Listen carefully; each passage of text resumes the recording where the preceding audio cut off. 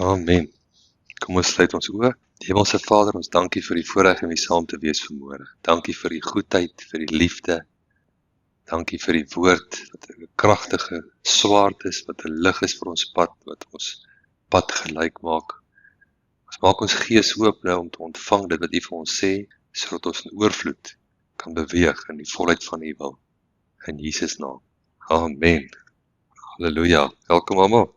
Ons gaan 'n bietjie die woord deel vanmôre. Ek wil net kommentaar gee ook op wat Amenie vanoggend gedeel het oor die liefde. Dat 'n mens moet besef dat die liefde is 'n geestelike krag. Dit is 'n geestelike krag wat jou laat oorwin. Dis nie 'n onbereikbare wet nie. Want as mens groot word in die tradisie, dan dink jy die liefde is 'n onbereikbare wet. Ons lees oor die liefde sodat ons kan sien ons sal dit nooit kan regkry nie en jy weet so. Maar dit is nie die liefde is in jou. Dis klaar in jou die dag as jy wedergebore is. Jy moet dit leer om te ontwikkel. Jy moet liefde kies. Daar's twee groot geestelike kragte in die aarde vandag. Die een is liefde en ander een is selfsug. En elke dag kies ons een van die twee. In elke verhouding kies ons of liefde of selfsug. En elke keer as jy selfsug kies, dan sit jy geestelike wette teen jouself in werking. Maar as ek die liefde kies, dan kies ek lewe. Dan kies ek lewe. Amen. Halleluja. So my titel vanmôre is gee aandag. Gee aandag. Engels is pay attention. Gee aandag. En ek wil hê ons moet oopmaak by Psalm 23. Psalm 23, 'n Psalm van Dawid. Die Here is my herder. Kom ons lees hom saam. Die Here is my herder. Niks sal my ontbreek. So dit is al klaar heeltemal teen tradisie. En tradisie sê, die Here is my herder, hy hou allerhande goed weg van my af. Vir my eie beswil. Is dit nie waar nie? Maar dis nie wat die woord sê. Die woord sê, as die Here jou herder is, sal niks jou ontbreek nie. So dit beteken as daar in areas van jou lewe dinge ontbreek, mag dit dalk wees omdat die Here nog nie jou herder is in daai area nie. As jy ontbreek in die finansiële area van jou lewe, kan dit wees dat die Here nog nie jou volledige herder is in daai area, of in enige ander area, kan die Here ons herder wees. En as die Here my herder is, sê hy niks sal my ontbreek nie. Hy laat my neerlê in groen weivelde, na waters waar rus is, lei hy my heen. So ons sê dit is 'n goeie Vader, ons het vanoggend gesing van 'n goeie Vader. Hy is nie die een wat jou in moeilike omstandighede gee nie. Hy is die een wat vir jou groen weivelde gee, na waters waar rus is, lei hy my heen. Hy verkoop my siel, hy lei my in die spore van geregtigheid, om sy naam ontwil. Nou, een ding wat ons moet sien hierso van die, in Psalm 23 is die kontras, tussen die wêreld, daar buite en die koninkryk. Dis 'n kontras. Die koninkryk is nie groen die wêreld daar buite is nie groen weivelde nie. Nie altyd nie, né? Die wêreld daar buite is nie rus nie. Maar in die koninkryk is daar groen weivelde, is daar rus. Al gaan ek ook in 'n dal van doodskade, ek sal geen onheil vrees nie, want U is met my. U stok en U staf, die vertroos my. U berei die tafel voor my aangesig, teenoor my teestanders. U maak my hoof vet met olie, my beker loop oor. Solank as wat ek en jy in hierdie aarde lewe, leef ons in 'n aarde waar kontak met die vyand onvermydelik is. Kontak met die duiwel is onvermydelik, solank as wat ons op hierdie aarde leef. En ons weet ook dat elke mens wat leef in hierdie aarde is onderworpe aan die geestelike wette, wat in hierdie aarde teenwoordig is, né? So daar's geestelike wette in plek. En ons sien hy praat hier van 'n tafel voor my aangesig teenoor my teestanders. Dit kan nie 'n hemelse tafel wees nie, want in die hemel is daar nie teestanders nie, né? Die vyand is nie, die duiwel loop nie rond in die hemel nie. Okay? Hy is nie uitgenooi nie. So as hy praat van 'n tafel wat hy vir ons voorberei teenoor ons teestanders, dan praat hy van 'n aardse tafel. Maar die enigste plek waar ek en jy ooit kontak gaan hê met die duiwel is op die aarde. En hy sê, U berei die tafel voor my aangesig teenoor my teestanders, U maak my hoof vet met olie, my beker loop oor. Net goedheid en guns sal my volg al die dae van my lewe, en ek sal in die huis van die Here bly, in lente van dae. Nou, berei die Here vir ons 'n tafel voor, op hierdie aarde, in die teenwoordigheid van ons teestanders. Maar dit hang nou af of jy gaan eet van daai tafel of nie. Die Here kan vir jou 'n tafel voorberei, maar of jy gaan eet van die tafel hang van wie af? Dit hang van jou af. En wat sal die duiwel doen? Hy sal probeer om jou aandag van die tafel af te kry, en jou aandag op hom te kry, né? So, die kuns is om nie hom jou aandag te gee nie. Dis waaroor geloof gaan. Geloof gaan oor waar jou aandag lê. As die duiwel kom met sy omstandighede, hy kom met simptome, en hy kom primêr met gedagtes. Hy kom met ander mense. Daar is soveel maniere wat hy kom om jou aandag te probeer gryp, sodat jy nie jou aandag aan die tafel moet gee, wat vir jou voorberei is nie, maar vir hom. Want as hy jou aandag van die tafel kan afkry, dan gaan jy nie eet wat op die tafel is nie. Nee. As die duiwel nou daar wil wees, geef hom iets om voor te kyk. Wys hom eet jy van die tafel. Amen. Jy kan in die teenwoordigheid van jou vyande eet van die tafel. As jou aandag nie op jou vyande is nie, of op die vyand is nie, maar op die tafel, op die woord. Jesaja 26 vers 3, ek ken ons al daai vers hier, in die King James sê en baie mooi, hy sê, Thou wilt keep him in perfect peace, whose mind, your thoughts and your imagination is fixed or stayed on you, because he trusts in you. Jy sien, jy kan besluit waar jou aandag gaan wees. Gaan jou aandag wees op die tafel, wat die Here vir jou voorberei het, of gaan jy jou aandag laat aftrek op die mannetjie wat in die kant dans, wat met al sy simptome kom, met al sy gebrek kom, met al sy probleme kom, né? Die oomblik as ek my begin bekommer, hoe weet ek bekommer my oor iets? Dis baie maklik, ek dink daaroor. As jy daaroor dink, bekommer jy jou. As jy dit maal in jou gedagtes, bekommer jy jou. En Jesus waarsku ons direk teen bekommernis. Ons weet dit baie goed in hierdie kerk. Hy sê vir ons, bekommer nie. So dit beteken, as ek my bekommer, dan sondig ek. Daar is gevolge vir bekommernis. As ek vir 'n kind sê, moenie vat nie, en die kind vat, wat gebeur? Daar is 'n gevolg. Dis nie altyd aangenaam nie. Okay? Want ek het vir die kind gesê, moenie vat nie, maar hy vat. Dit is dieselfde, die Here sê vir ons, moenie met jou gedagtes daaraan vat nie. Maar nou wil jy met jou gedagtes daaraan vat. Wat is jy? Ongehoorsaam. So as jy ongehoorsaam gaan wees, en jy vat met jou gedagtes, aan dinge wat jy nie aan moet vat met jou gedagtes nie, dan gaan jy die gevolg daarvan kry. En dit gaan nie goed wees nie. Om my nie te bekommer nie, beteken ek vat nie met my gedagtes aan 'n ding nie. Ek vat nie met my gedagtes aan 'n ding nie. Ons ken goed Matteus 6, en die King James sê baie mooi, hy sê, take no thought for your life. Neem geen gedagte vir jou lewe nie. Jy kan ook nou sê, vat aan geen gedagte. Moenie vat aan die gedagte. Die duiwel gaan gedagtes vir jou bring. Hy gaan gedagtes bring wat hy sê, wat gaan van jou word? Wat gaan jy eet? Wat gaan nou gebeur? Wat van die probleem? Wat van dit? Wat van dat? Die Here sê, moenie daaraan vat met jou gedagtes. Moenie daaraan vat met jou gedagtes. Dit is 'n direkte opdrag vir ons wat koninkryksmense is. Is daar sekere gedagtes wat ek nie aan moet vat nie. Waar moet my aandag wees? My aandag moet op die tafel wees voor my. Daar's 'n tafel vir my voorberei. So 'n persoon van geloof, as ek myself 'n persoon van geloof wil noem, 'n persoon van geloof het een eienskap, hy dissiplineer sy aandag. Jy kan nie jouself 'n persoon van geloof noem, as jy nie jou aandag dissiplineer nie. Dit waaraan jy vat in jou gedagtes, en dit waaraan jy nie vat in jou gedagtes. Wat doen die wêreld? Die wêreld oordink hulle probleme. Koninkryksmense praat met hulle probleme. Hulle antwoord hulle probleme met die woord, en weier dan om verder aandag te mors op 'n verslaande vyand. So wat moet jy doen met 'n probleem? Jy antwoord hom. Jy moenie stil bly nie. Jy moenie stil bly nie. Onthou dit Psalm 107.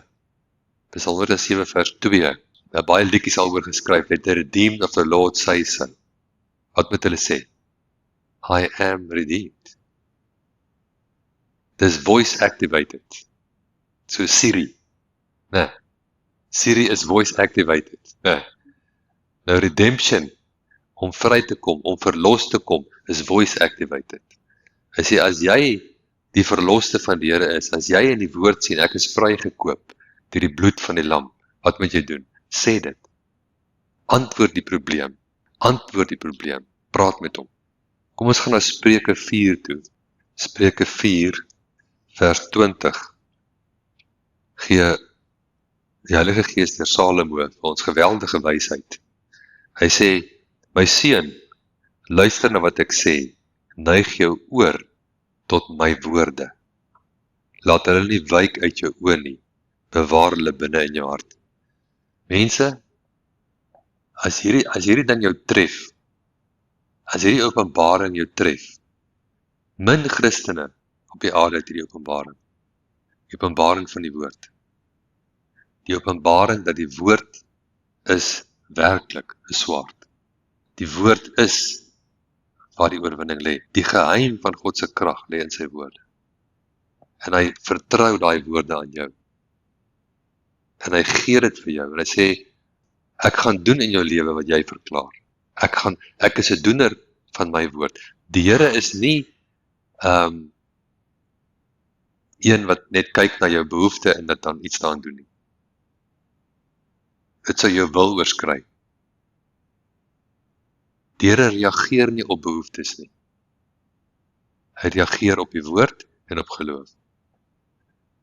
As die Here op behoeftes gereageer het, dan was elke behoeftige mens se behoefte voorsien. Die Here gaan jou nie gesond maak net omdat jy siek is nie. Hy is te veel van 'n gentleman. Hy wag vir jou om saam te werk.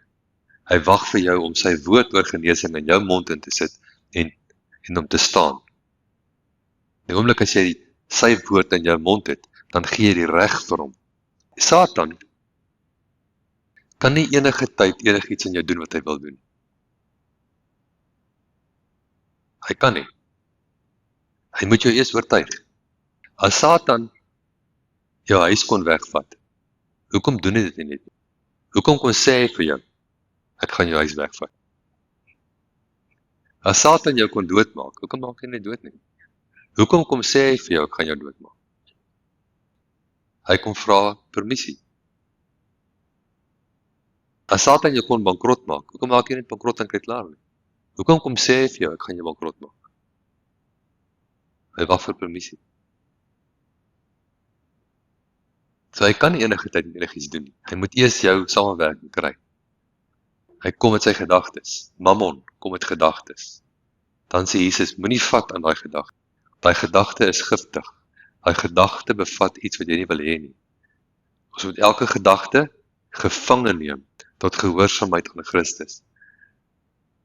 Amen.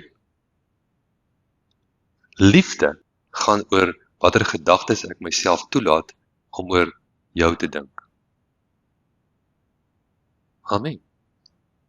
Hoe laat ek myself toe om oor jou te dink? Hoe laat ek myself toe? Dis wat liefde op neerkom. Is dit waar? Amen.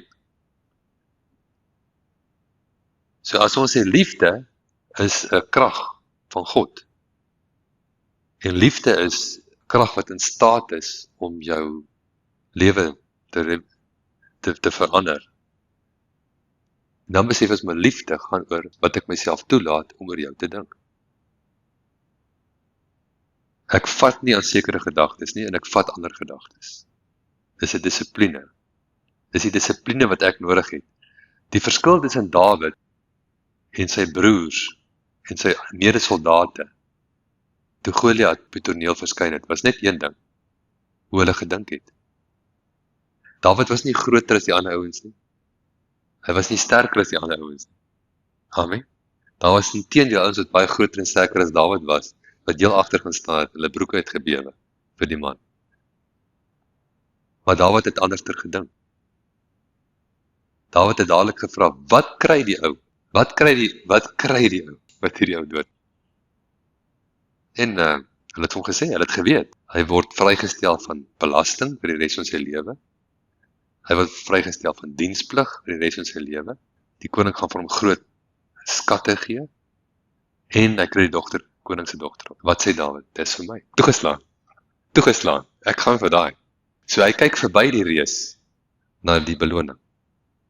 Hy sit sy gedagtes aan die kant die probleem.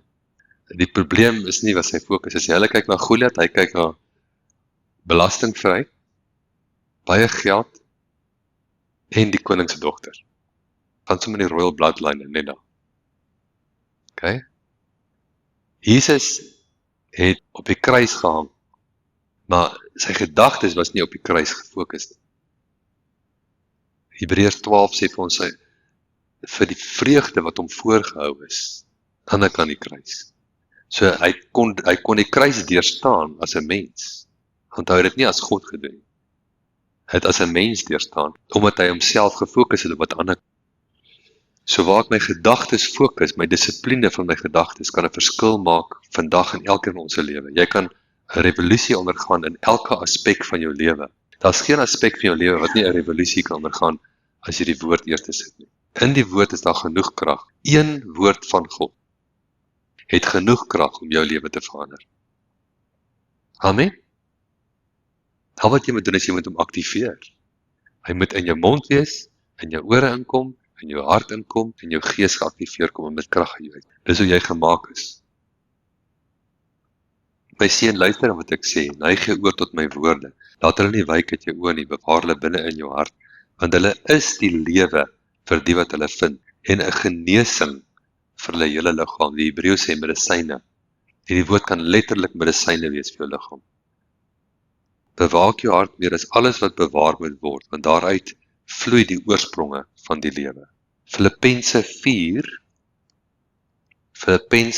vers 6 sê, wees oor niks besorg nie. Nou ja, selfde boodskap, né? Wees oor niks besorg, maar laat jou begeertes en alles deur gebed en petisie met danksegging bekend word by God. So wat ons sal moet doen is, ons sal moet leer om die oorsprong van elke gedagte te herken. Elke gedagte wat jy kry is nie jou gedagte nie. Wanneer die duiwel of bose geeste gedagtes deel met jou, dan kom dit van buite af na jou denke toe. Wanneer God met jou praat, die Heilige Gees, dan kom dit van binne af van jou gees af op. Dis een verskil.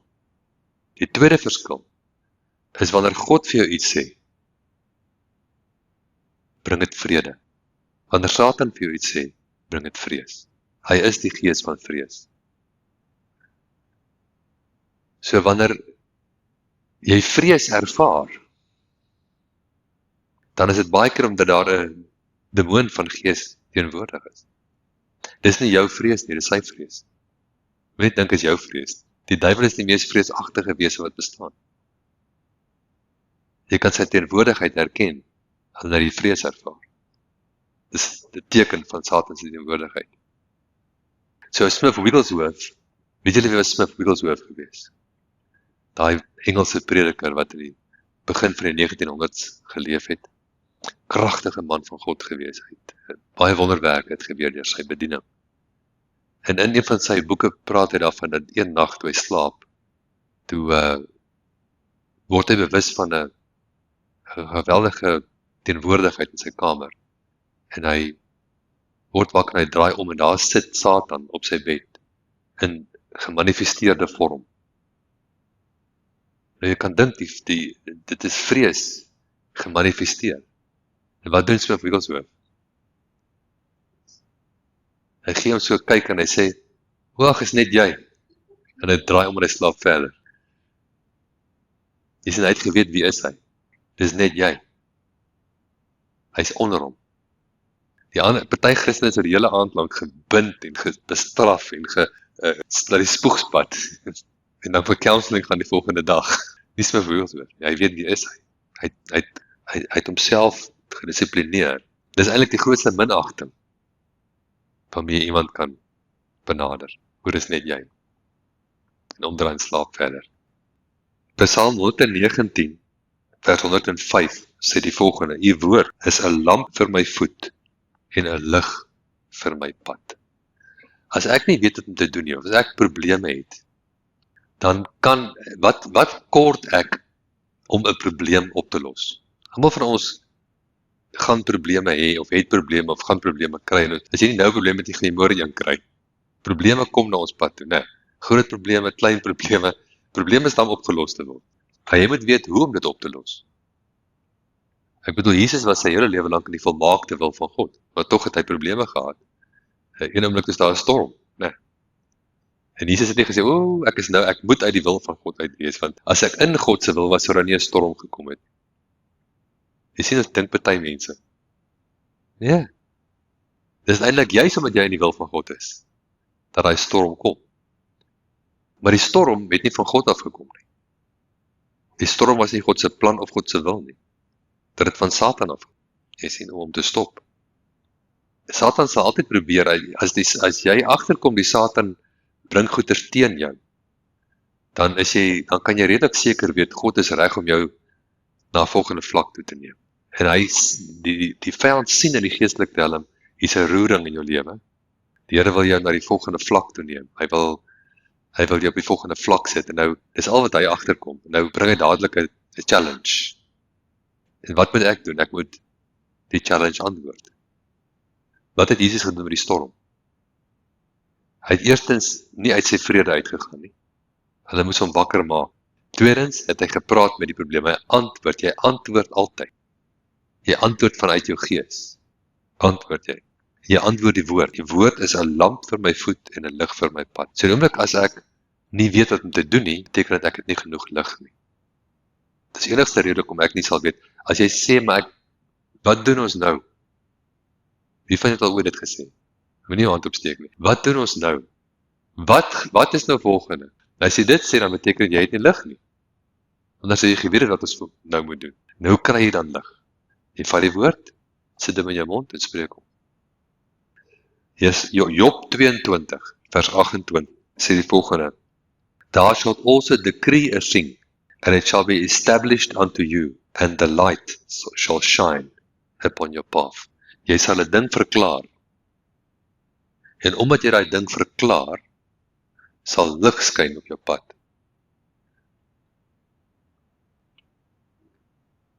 Dit sal so wees vir jou. Jy sal verklaar. Jy kan dit positief of negatief doen. Jy kan verklaar, maar alles wat ek doen, flop. Dis jou verklaring. Jy is die koning van jou eie lewe, en jy het verklaar, alles wat ek doen, flop. So lig sal op jou pad skyn om seker te maak, alles wat jy doen, flop. Dis jou verklaring. Jy's teen die geeswette wat die Here daar gestel het. Maar jy kan ook sê, alles wat ek my hand aansit om te doen, sal suksesvol wees. Dit is woord. En dan sal lig begin skyn op jou pad, sodat jy betrokke raak met die regte goed, en alles wat op jou pad, wat jou hand aansit, is suksesvol, want lig skyn. Jy verklaar 'n ding, en lig skyn. So as jy vyand met ons praat van buitekant af, dan bring dit vrees en depressie. As God met jou gees praat van binne af, bring dit vrede en vreugde.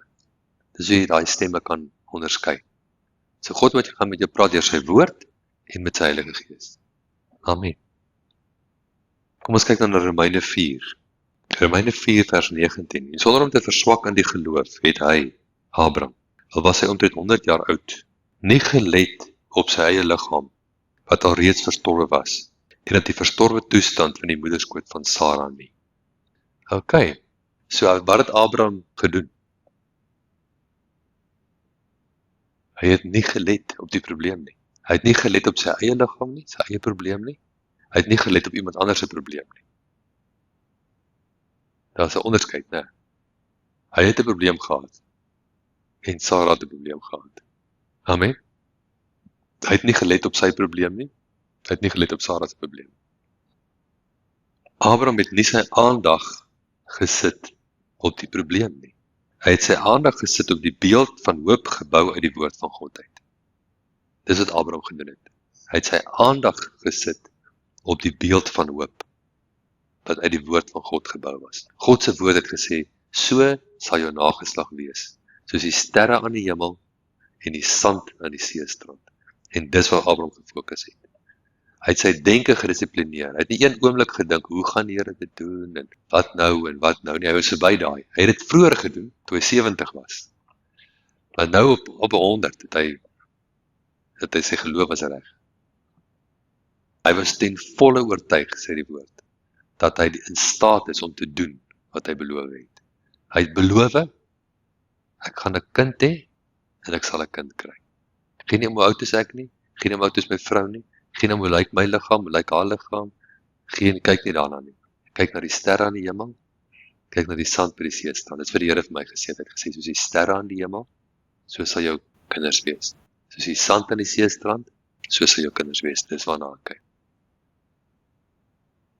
Abraham is nie een oomblik bekommerd nie. As Abraham bekommerd was, sou Isak nie kon kom nie. Dit sou onmoontlik is vir God. Die oomblik as jy toegee aan die sonde van bekommernis, maak jy die deur van God vir God toe om jou verder te help. Jy vat dit uit sy hand uit. So die probleem gaan of in jou hande wees, of die probleem is in God se hande. Dit kan nie in al twee se hande wees. Okay? So party mense, hulle vat die probleem, hulle gaan na die Vader toe, gee dit vir hom. Fellowship met hom, en net voor hulle weg, dan gryp die probleem naar toe. Goed om weer. Want die Vader jou kan help so. Hy kan nie, want jy het nog steeds die probleem, jy het nie vir hom gegee nie. Hoe weet jy het nog die probleem? Jy bekommer jou daaroor, jy dink daaroor, jy mediteer daaroor, dit is nog steeds in jou gedagtes, jy verknies jou daaroor, né? Dis uit die Vader se hande, want jy werk daaroor. Dis 'n geestelike beginsel, dis geestelike wet. Ek moet al die Bybel sê in Petrus, 1 Petrus 5, ons moet al ons bekommernisse werp op hom. Die oorspronklik praat van aggressief. Daai woord is 'n aggressiewe woord. Jy moet dit gooi op hom. Van jou af weg. Moet nie van aan nie. Dit is soos iets wat, as iemand 'n boks het, en het 'n muis in die boks, 'n mooi strukkie op, en gee dit vir 'n muisie persent. Dat sy maak die boks oop, en wat doen sy as sy die muis sien? Sy gooi hom. Dis wat jy moet maak met daai bekommernis. Gooi hom. Min meisies gaan die muise kop begin streel of so iets, né? Hulle gaan gil en hulle gaan die ding gooi. Amen. Dis wat jy moet doen as jy minie vat in daai gedagtes nie. Daai gedagtes is daar om te steel van jou. Alles in jou lewe. Elke probleem, elke tekortkoming, elke ding wat nie is soos dit moet wees nie. Het toestemming om daar te bly, as jy dit nie weerstaan nie.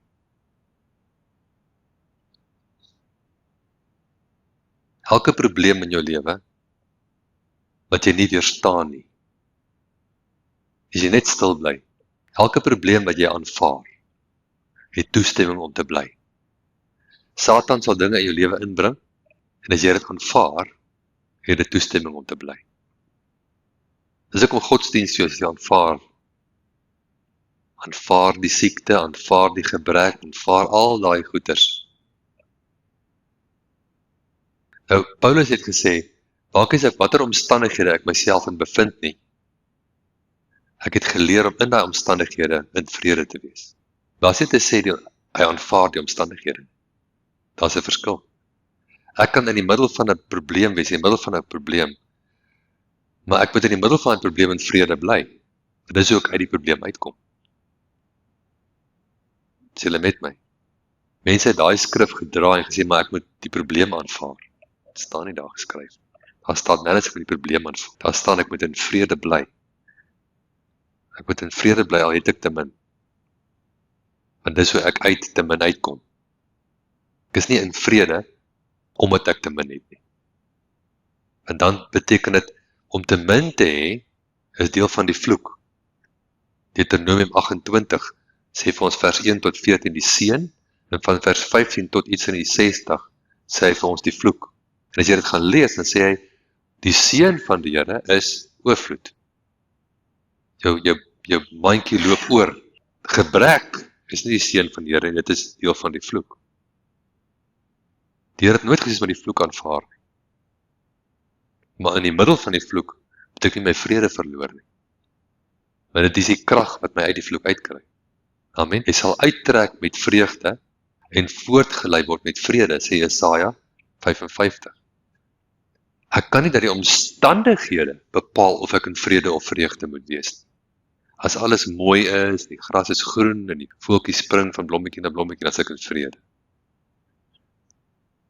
Nee, dan is dit die omstandighede wat bepaal. En ons moet van die binnekant af vrede kom kry wat ons omstandighede kom verander. So ek moet leer, ek dissiplineer myself om vrede te ervaar en vreugde te ervaar, want daar geen aardse rede is vir vrede of vreugde. Paulus het in 'n tronk gesit, met sy rug geslaan en sy voete in die stoks. En wat het hy gedoen? Hy het vreugde vrygestel. Dit is so teenstrydig. Want daar's geen menslike rede. Niemand sou vir Paulus kwaadlik geneem het, as hy nou 'n bietjie down was op daai oomblik. Né? Paulus, ons neem nie kwaadlik nie. Kerm maar so 'n bietjie. Maar nee, hy reageer net teenoorgestelde gees. Wat gebeur? Mense sê hy het die brief van Filippense uit die tronk uitgeskryf. Nee, hy het nie. Daar was hy was nie lank genoeg in daai tronk om enige briewe te kon skryf nie. Hy was binne 'n paar ure uit. Amen. Dat hy het vreugde vrygestel, krag vrygestel. So wat jy nie weerstaan nie, jy toestemming om te bly. Antwoord altyd. Maak dit 'n geestelike beginsel. Antwoord altyd. Maak jou mond oop en antwoord. Amen. Ek verklaar, in my lewe is daar voorspoed en geen teëspoed. Ek verklaar, my finansies is daar oorvloed en geen gebrek nie. Ek verklaar, hierdie finansiële krisis gaan nie naby my kom nie. Ek verklaar, hierdie siektepes gaan nie naby my kom nie. Amen. Antwoord. En as die pes kom, dan antwoord jy die pes. Pes verwyder jou van my af, in Jesus naam.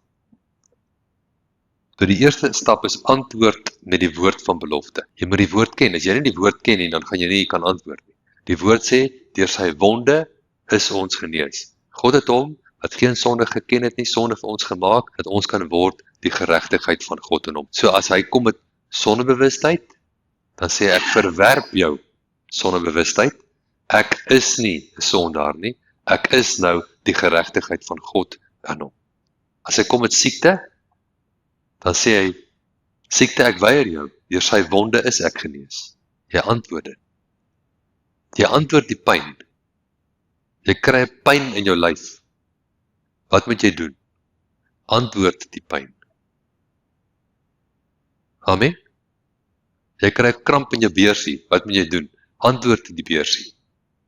Antwoord. Tweedens, wanneer daar gedagtes na jou toe kom, dan het daai gedagtes altyd 'n oorsprong. Dis 'n bose gees.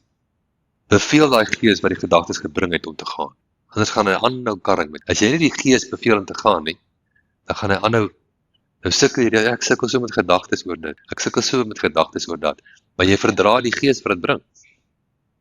So die tweede stap is jou gees wat hierdie gedagtes van vrees na my toe bring.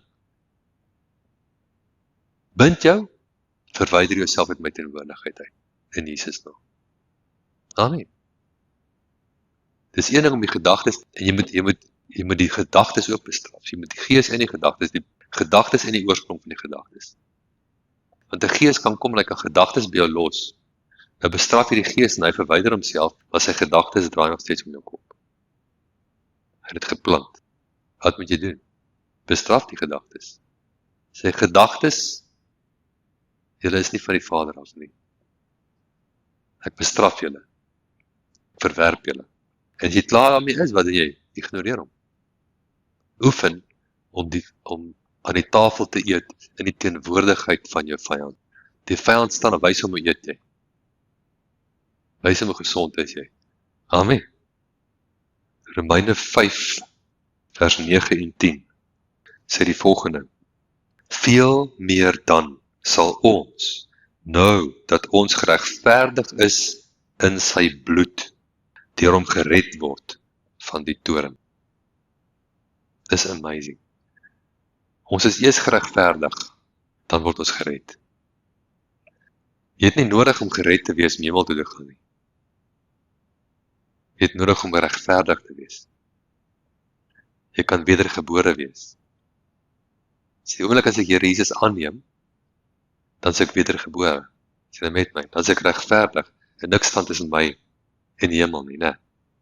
Maar redding is 'n daaglikse proses van baie dinge. Dit is 'n voordeel van jou kindskap. Die tafel is gedek met redding. Redding van siekte, redding van gebrek, redding van verhoudingsprobleme. Die Here wil hê ons moet daag beleef van die hemel op die aarde. Dit is moontlik wanneer ons die redding aangryp wat hy vir ons gekoop het.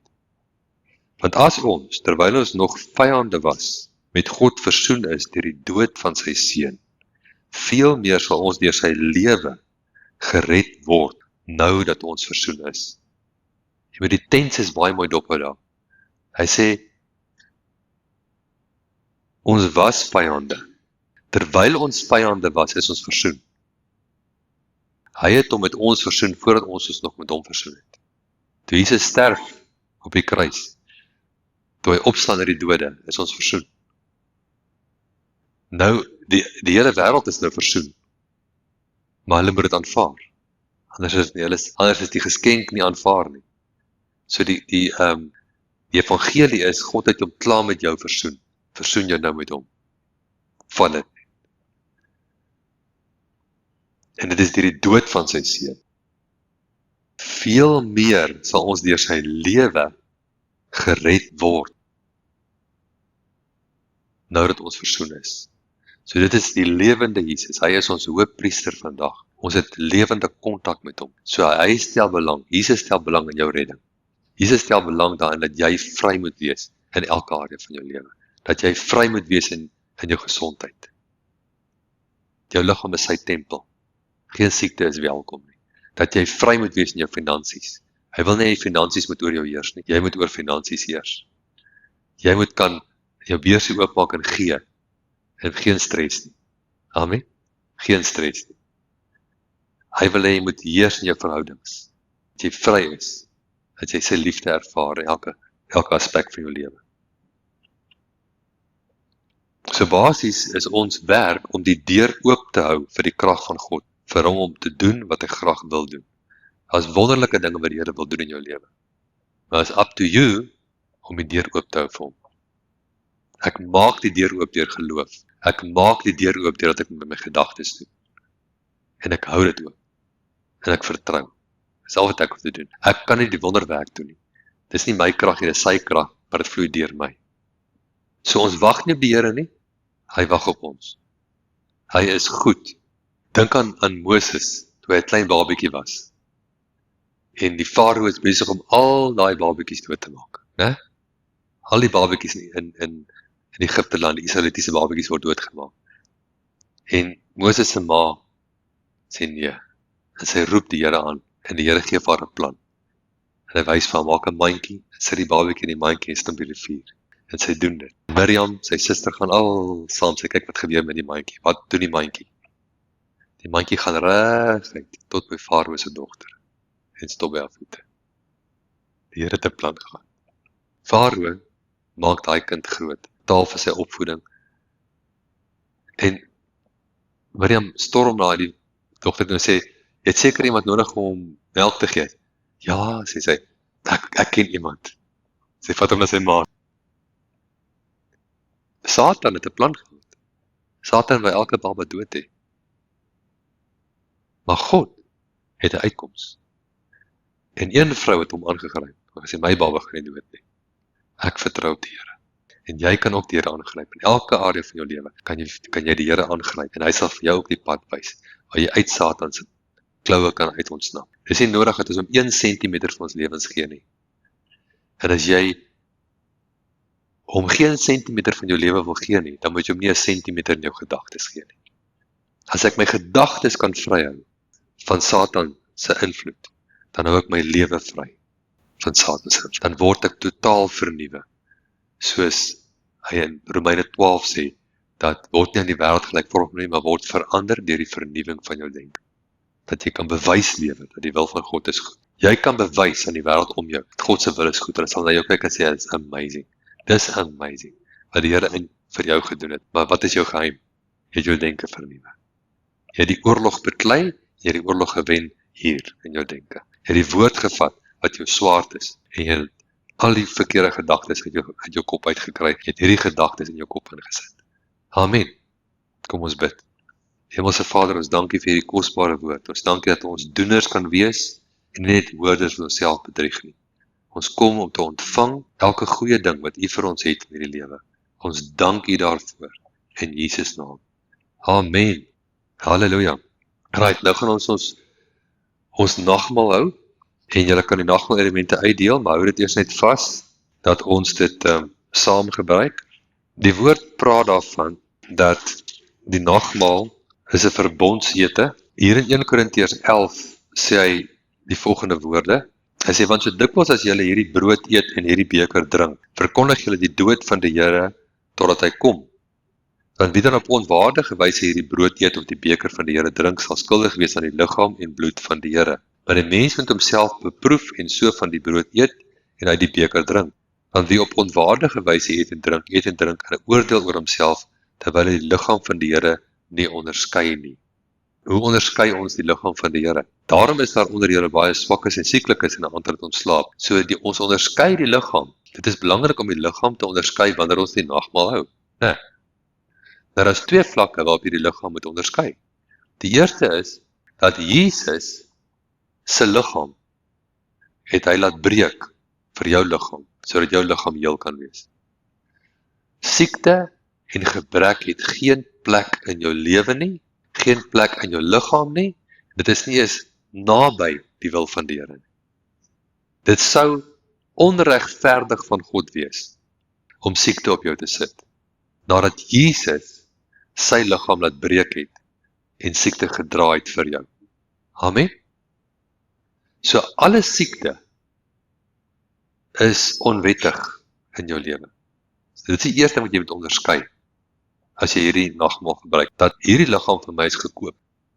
Hy het syne laat breek sodat myne heel kan wees. In die proses het hy myne gekoop. My liggaam is gekoop vir die bloed van Jesus. Behoort nie aan my nie, behoort aan hom. En hy sê geen siekte nie. Amen. Tweede vlak waarop ek die liggaam moet onderskei is hier waar ons hierso is.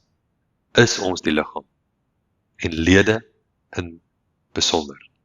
Ons is mekaar se lede. Dis wat hy van praat. Ons almal saam vorm die liggaam van Christus. Dis hoekom die nagmaal kom ons by mekaar. Die nagmaal kom ons by mekaar. Hy praat en hy sê ons moet by mekaar kom vir die nagmaal. En elkeen van ons het 'n doel en het 'n plan op sy lewe wat die Here vir jou het, en het 'n doel vir ons as gemeente. Net die feit dat jy kom, dat jy hier is, maak 'n verskil. Maak 'n groot verskil. Want dit lig almal se gees op. En dit bring jou deel van die liggaam bring jy in. Jy onderskei dit. So dit beteken ek onderskei dat ek 'n deel van die liggaam is. Ek is nie 'n onbelangrike deel nie. Watter deel van die liggaam is die belangrikste? Alles. Daar's nie 'n deel van my liggaam wat ek sê, wel, my hart kan nie gesien word nie. So ek dink die hart is so belangrik. Ek sal moeilikheid kry, né? Wie van julle het al my hart gesien? Niemand nie. Het jy al jou brein gesien? Hoopelik nog nooit nie, né? Ek hoop niemand het nog ooit sy brein of sy hart gesien nie, né? Maar is dit belangrik? So net die feit dat jy nie gesien word nie, beteken nie jy is nie belangrik nie. Amen. Jy is belangrik. Jy is belangrik vir Jesus. Jy is belangrik vir die gemeente. En ons as gemeente kan baie meer doen en baie meer reg kry as ons saamtrek. Wanneer ons hierso saam is, ons is saam die liggaam, ons doen saam wat hy vir ons plan om te doen, dan gaan ons baie meer mense kan intrek, baie meer mense gaan die woord hoor, baie meer mense gaan vrykom as ons saam staan, as ons saamtrek. Amen. So vat dit ernstig op. hierdie deel wat jy het in die gemeente. Vra vir die Here, wat wil jy moet ek doen in die gemeente? Klein dingetjie, maak nie hoef nie 'n groot ding te wees.